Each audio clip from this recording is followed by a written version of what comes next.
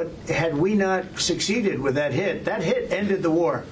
That hit ended the war. I don't want to use an example of Hiroshima. I don't want to use an example of Nagasaki.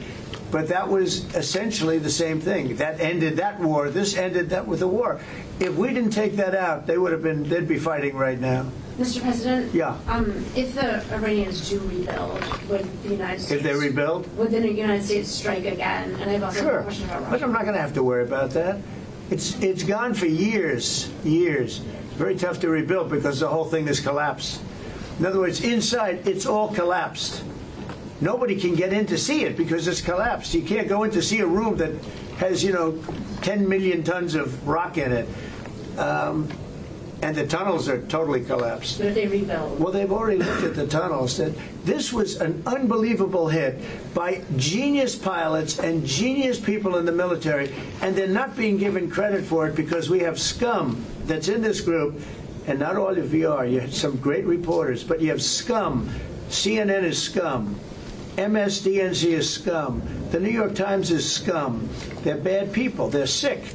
And what they've done is they're trying to make this unbelievable victory into something less. Now, even they admit that it was hit very hard, okay? But it wasn't hit hard. It was hit brutally, and it knocked it out. The original word that I use, I guess it got us in trouble because it's a strong word. It was obliteration. And you'll see that. And it's going to come out. Israel is doing a report on it now, I understand. And I was told that they said it was total obliteration. They have guys that go in there after the hit, and they say it was total obliteration.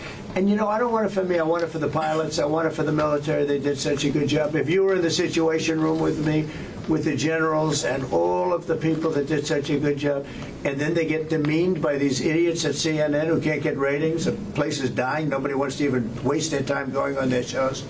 So they form with the New York Times, who's dying also. Without Trump, you wouldn't have a New York Times. And then just changing gears to your meeting with Zelensky later today, can you give us any preview of what the two of you might be discussing? No, well, we'll discuss the obvious. We'll discuss his difficulty. He's got a little difficulty. Zelensky, he's a nice guy. I mean, I'm going to meet him today. I don't know. I assume we're going to be discussing Ukraine. Yes. And it seems like the most likely. Is there any restart talks there or anything that you might do? Well, we're going to see. I mean, I've spoken to Putin a lot, and he actually was very nice. He volunteered help on, as you know, on Iran.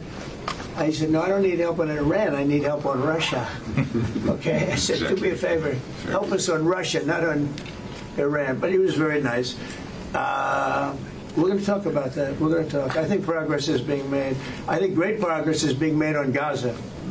I think because of this attack that we made, I think we're going to have some very good news. I was talking to Steve Witkoff, who, by the way, is terrific, and who knows more about this subject than anybody, the subject of what we were just talking about. He was on last night with Jesse and with Laura and with Sean.